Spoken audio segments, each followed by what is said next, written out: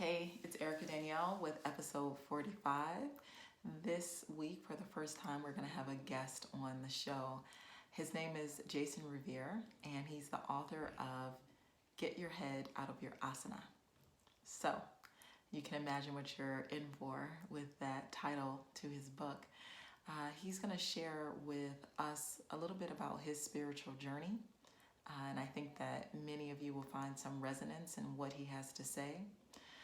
But also about his experience in the yoga world and his experience of awakening to the truth of what is. And so buckle up and enjoy the ride. You are listening to SheKings with Erica and Ali. This is a podcast for peasants who don't want to live shitty lives. Every week we share insights on how to stop living out of habit and start living out of inspiration. So let's do this.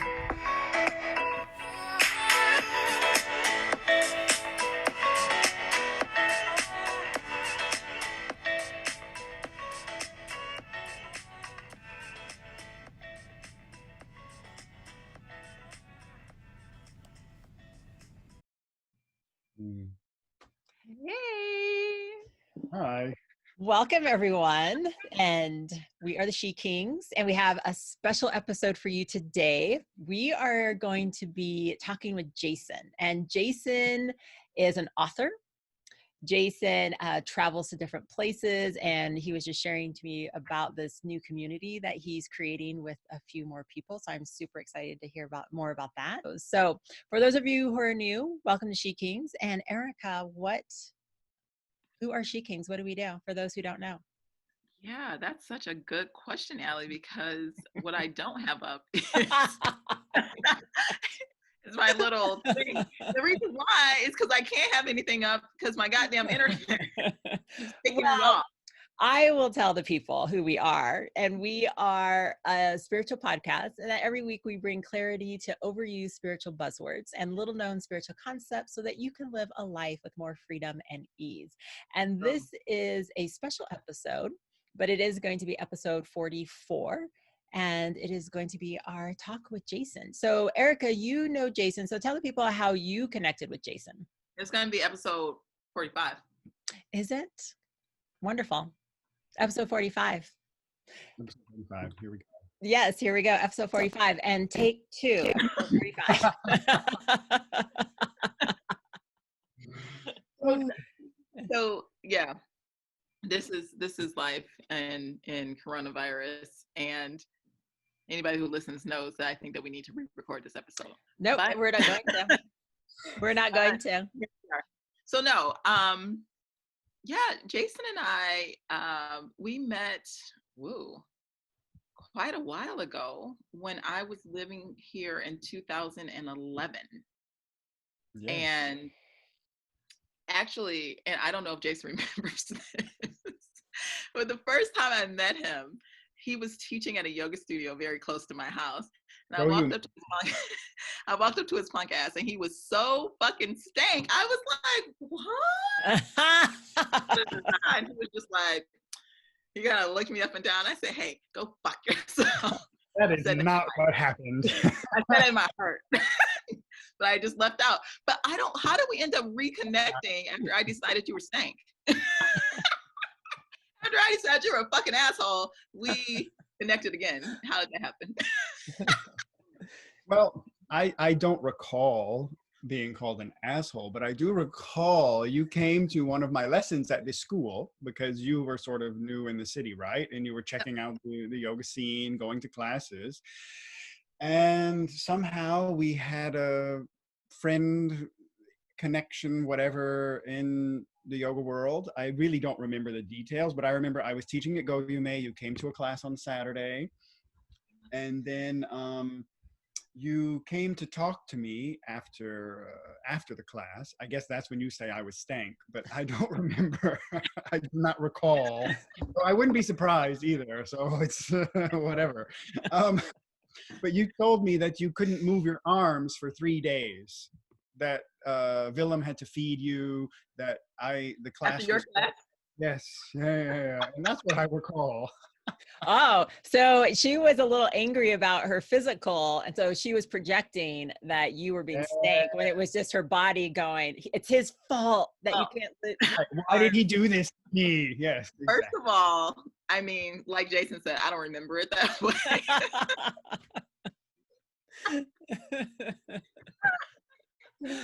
Perfect. Yes. But after that, he and I we just really hit it off. And so I would come to his house like a couple Fridays a month, and we would just hang out and just chat. And at that point, we were both into this book called The Spiritual Enlightenment, The Darndest Thing, The and damnedest. Damnedest Thing by Jed McKenna. Oh, hell You yeah. remember that? You Yeah. know I books? do. Erica and I would read them and we would just be like talking. We're like, bitch, like he's just destroying my life. He's Yes. destroying. But so Allie had read them even before I had. Yeah. And Jason and I think you guys both read them before I read them. But I ended up talking to, I talked to Jason a lot about it. And every so often I would talk to you about it, Allie, and just be like, He's not a nice person. This is not what I want. What does it all mean? And so I think it's funny because that's sort of where Jason and I started with our relationship, really diving in deep to this concept of enlightenment. And now we have you here, Jason, and you know, you've continued on the path. And so first tell us what you do, give us your whole name. My whole name is Jason Paul Revere. Are you kidding me? Yes, did I say Sri Sri or something before, after? No, I'm kidding. Yes, please do. Jason I would like to Paul hear the Revere. whole Thank vibe. you for clearing it. There we go. G. Yes. Uh-huh. And where do you live right now? Where are you at? I live in Amsterdam. Oh, okay. Yeah. So you're still connected with Erica. Is she harassing you Not in enough. your classes? Not enough. Okay, good. Perfect. So I want to make sure you're safe, Jason, because I'm well. okay, good. And then when did you start? And we were just one of our episodes was like on creating a spiritual practice. So when did you get into the whole, whatever you want to call it, spirituality, whatever? When did you get into it? Yeah, it's always been a part of my my nature, my makeup, even as a young person. I was super religious as a kid. I was really into the concept of something being supernatural or omnipotent or omniscient, and you know, all I knew was Christianity. So I studied the Bible. I read the Bible a lot. I asked lots of questions. My mother married into a Catholic family. So one weekend I was Catholic, and on Mondays I was going to catechism. But my father married into a Pentecostal family. So yeah, they divorced when I was 4. So by the time I was really becoming my own in asking these questions, I had one weekend I was Catholic, then I was Protestant, and it just sort of went back and forth. Right. The good thing about that is it forced me to ask more serious questions as a child, because both religions look at the same text very differently. So I would raise those questions and pose those questions to my teachers at each opposite church. And I think I was about 11 years old, and one of the priests, he couldn't answer my question. And it was a very basic, simple question. I still remember what it was, but he couldn't give a convincing answer to a child. And I thought, well, what does he know? And I left the church when I was about 11 years old. I stopped going to catechism. I asked to stop going to church. My question was, if in the 10 Commandments we're not supposed to have any God before God, why do we pray to Mary, and why do we pray to other saints? And he just fed me some bullshit. And I was like, no, you're doing the wrong thing according to your words. And you know, the priest's story was like, so Jason, he came to me and he was stank, totally had an attitude. He was an asshole. Yes. That's exactly how I see where it's going. I see where it's going. No, I'm just saying that me and the priest, we had a similar experience. You have something. Uh, so apparently I am safe. Conclusion. We'll talk later, Jason. I just think it's projection, but go ahead, carry on. So from that, and actually this is discussed in the book because I try to make this clear to readers and to people don't know me where my own perspective and perception is coming from. Like my conditioning is such, which has resulted in this, you know, I can see through that now, but that's a different story. But anyway, after that, I started getting into any other spirituality I could think of. I started to buy books from different bookshops and speak to different people. I learned more about my grandmother who practiced voodoo. I was really getting into Wicca and more natural things. And that kept my focus for a few years. But then again, it all just seemed like it was still astral, elemental, and still connected to the reality that didn't make sense to me. So I kept going. You know, I read the Quran, I read different Buddha sutras, I read the Bhagavad Gita, I did Reiki trainings. I was like, okay, I'm just gonna go for all of it. But it still all felt the same in the fact that it didn't answer any of my questions. And I got into yoga eventually, but more for the physical aspect, to be perfectly honest, because I was a really fat kid when I was young and I had scoliosis. So I needed to take care of my body as an adult. And I liked yoga. I hated it in the beginning, to be honest, because of how much pain I was in. Yeah. But I liked the fact that I could combine what I had been sort of questioning as a child with a physical practice. I could do introspective work while I was doing the traditional physical exercise, right? I still didn't dive into like the yoga dogma, the sort of religious side of it. I was really focusing on the physical, but meditation. To me, it was just meditation and movement, and that was it. I wasn't really looking for anything more out of it. So with yoga, since it seemed to make the most sense to me, I think I was like 20 when this started happening, 21, 22. Then I thought, okay, I've been teaching myself from all of these books. I want to know that what I'm doing is safe. Let me take this further. So that's when I went to India. And that's when it all really started, where then, you know, the falseness of yoga showed itself to me. And I just started, I've always called bullshit on it, and nothing's been able to prove me otherwise. Wait, and what's the name of your book, which is appropriate as I'm listening to you talk? There it is. Get your head out of your asana. I love it so much. Thank you. That's great. So I get it now. When I was reading your title, I was like, what is he about? So I get it. You know, yeah. It's all bullshit. Look further. Yeah. And the thing about the yoga world that I don't despise, I don't really have these strong feelings, but I like to be dramatic sometimes just to get my point across, right? The thing I dislike most about the yoga world is the soft, warm embrace of it all.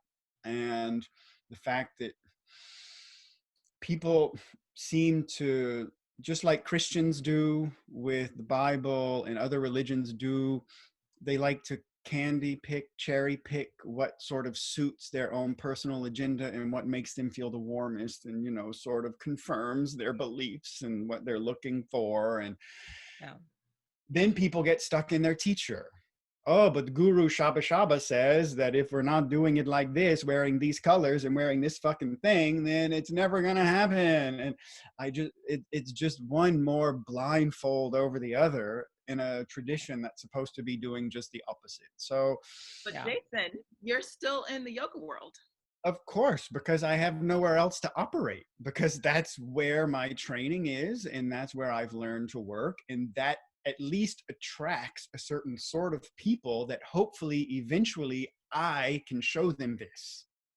You know, there's always something in their brain like, what am I? They're still looking for something. People can say that about, okay, you can either do yoga as fitness and be like a gym yogi, and that's cool, it's just fitness. But if any part of you is drawn to yoga, and it's not part of your natural like upbringing and conditioning as a child, you're looking for something, right? So at least there's that starting point, you Yeah. know? There's the piece of dust underneath the snowflake, and I'm just trying to break through and get to that instead of throwing more shit to decorate it and make it prettier, you know? And I was always so disappointed with the yoga scene because I was looking for people to call bullshit on it and not just try to feed me another lie or another. Right. We're trying to leave humans behind, you know, not follow in their footsteps, right? Right. And that was the reason that I chose this tone, and, you know, even the cover of the book and the title, it's all pointing towards that, because I never found what I was looking for in the yoga world. So I'm just trying to be that voice, you know, to sort of make people stop looking somewhere else. Yeah. Mm-hmm. I absolutely love this. And so when you approached it that way, how has it been received? Not well. Yes, that's what I was hoping for. I'm just like, good. Tell me, how is it getting messy? Not Love well. when No, you not call well at bullshit. all. What's that, Erica? I said, well, people love it. People love it when you call bullshit. It's amazing. Oh, it's true. It's true. When I speak and when I do trainings, you know, and people engage with me, they're there for it, you know, they get it. But the yoga scene as a whole, no, nobody wants this side of the story, Nope. because it breaks down their own perceived, you know, the foundation of their warmth, their new nest that they've built in the yoga world. I'm trying to pull the twigs away and break the foundation from underneath them, not add more layers to it. Yeah. Well, And Jason, nobody wants that. No. can you explain to our listeners what the fuck you're talking about? What are you talking about? The layers and pulling the twigs and yoga is ridiculous, warm embrace. Like, these are a lot of words, but give some context so that Okay, in the we book, I really take use it the slow, like term a yoga 2-year-old. bubble.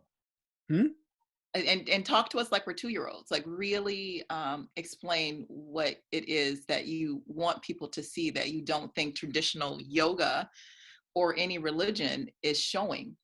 You're not real and you don't exist in any facet. Any. Everything is in your mind. All of it is in your imagination. None of it is real. Okay, I am laughing because as I'm listening to you talk, Erica, when we were in India, remember Yes. that one student? Yes. We got to that point in philosophy, and our teacher Roshan was like, this isn't real. And I said a few things about it to support. Yeah, this is all an illusion. And she broke. She goes, what did she say? What does it all mean? We have nothing to stand on. She broke. And I just looked at Erica because she goes, this is all we have. Like so I get it when students have something to hold on to and you take that away from them. Like, that's crazy. That's absolutely crazy to them. That is all we have. And Erica and I witnessed that, and we witnessed the break in something, because it's just like, it is all that most people have, just the beliefs and the structures. And then when you take it away, oh my gosh, people are going to fight you. It's the same concept as killing the ego, right? It will fight and claw to hold on, just like people do with their beliefs. Absolutely. So yeah, I love it. I love that you're creating chaos in your world. Tell me more. So, okay. So like, let me slow it down. So none of it is real. Right. So what? I mean, why can't I just live in my not real world? Because then why are you doing yoga looking for something? If you're affected by it, then you're looking for something. If you weren't so affected by it, you wouldn't be coming down the yoga path. So clearly you're not there yet. But I'm hypothetically speaking to yogis. Yeah. Or, No. Listen, fuck you, buddy. You're not gonna make me cry like the first time we met. No, I really want to push this. I really want to push this because I think that it's important that, you know, if someone's listening to this, right, there's a reason why they're listening to right, of course, this podcast, this episode. And so you've just told them nothing is real. Yeah. So what? What's your point? Like, how does that change anything in this Because experience? okay, let's look at it from a student-teacher relationship, right? The student comes to you with a question, right? That question is always based on something that's bothering them that they don't understand. But the only way to get them to truly release themselves from that is for them to actually come to a point where they experience and understand that they don't exist. Because these questions are all posed on their existence. Well, let's just fucking get to the heart of the matter and destroy your existence, and then you don't have any questions left. So I don't want to placate their questions like, oh, what did it? No, well, why do you think that? Yeah. No, that's what it's about for me as a teacher, because that's the thing that I was never told from my teachers. I was always given what seemed like preformed templates and responses to questions. Nothing that was authentic or based on their own personal experience of destroying their ego. Because believe me, if you've gone through the work of destroying your ego, it's a fucking shit show. And if somebody can't tell you that directly to your face, that, oh my God, are you sure you're ready for this? Like, I've had my soul ripped out of my body physically. Like, if somebody hasn't gone through that, they don't know what they're saying in regards to waking up and removing themselves from their ego. And that's why I want to rattle their cage a little, because I think that would have boosted me a bit more when I was really young and I was just looking for something from everywhere. If one person would have stopped me, really punched me in the gut, with this, Yes, it might have had an impact on my personal introspection then. And no matter what, all questions lead back to that anyway, right?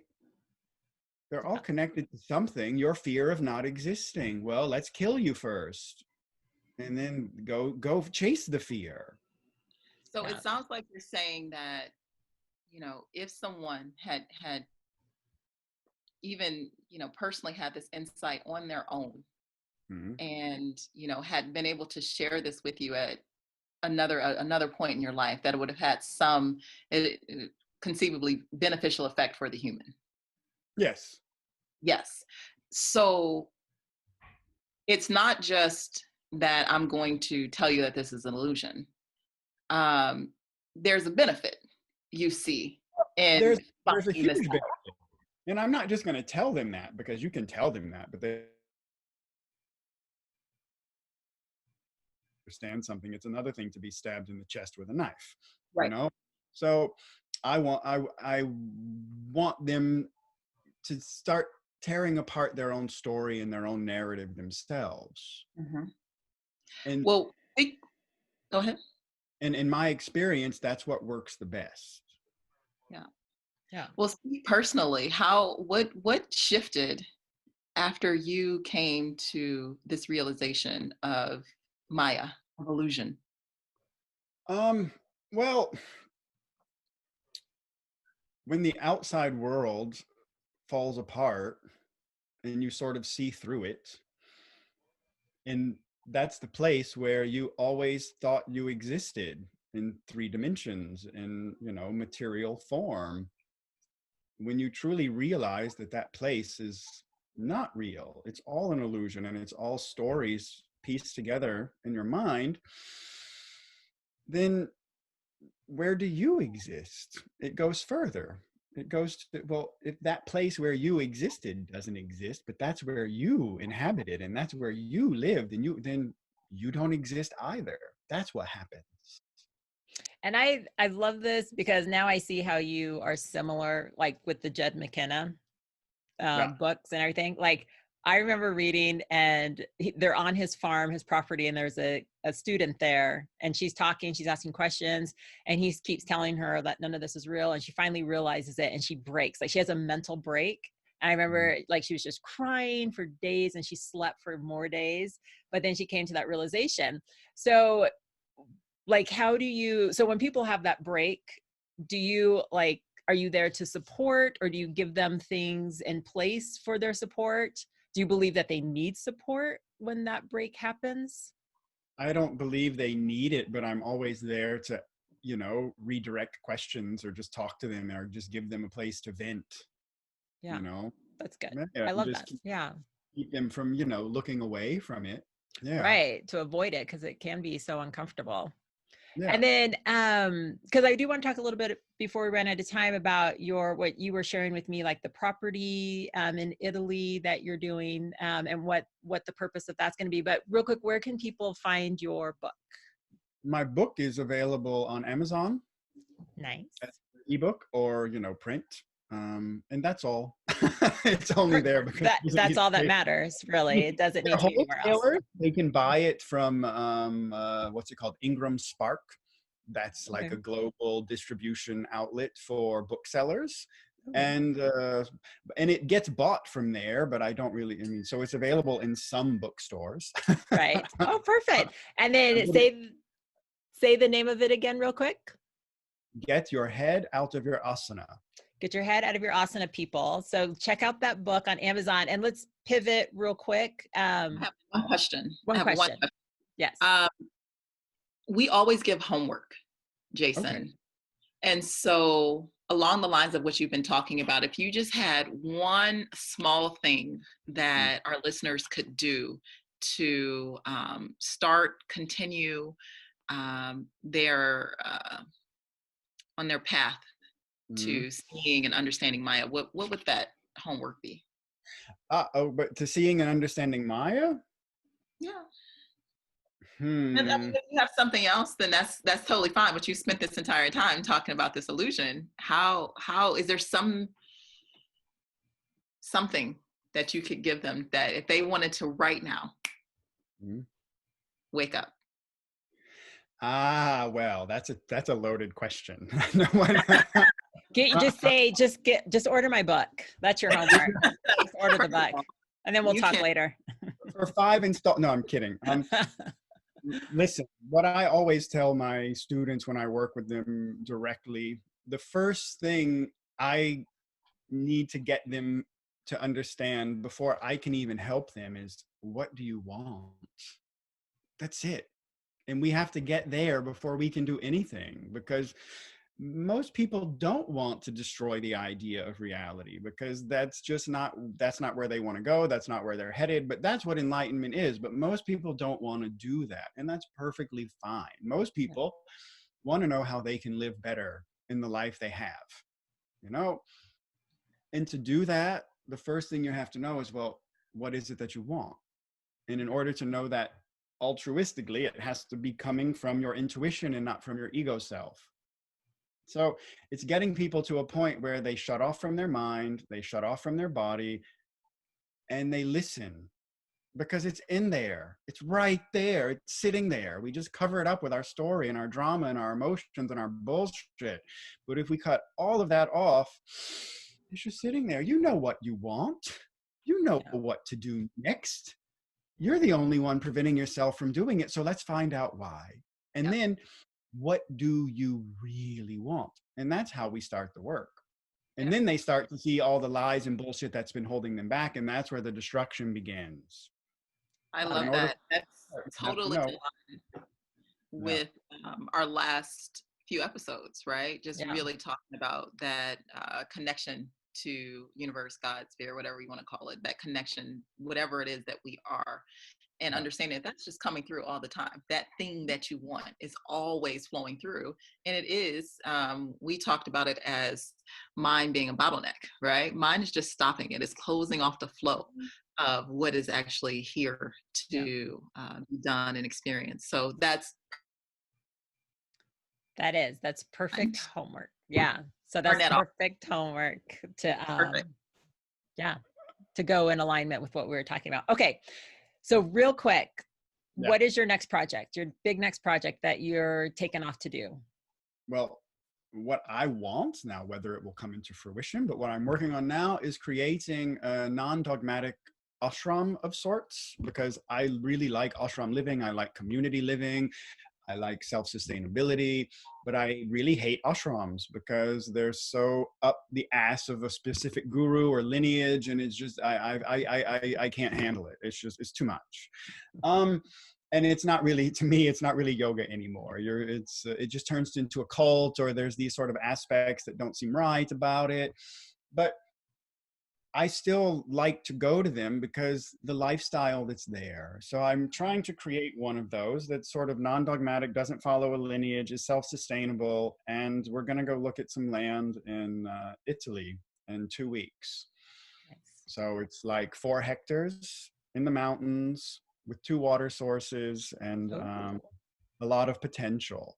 So that's what I'm working on right now. And that's it. It's a non-dogmatic yoga farming community. So I we love will it.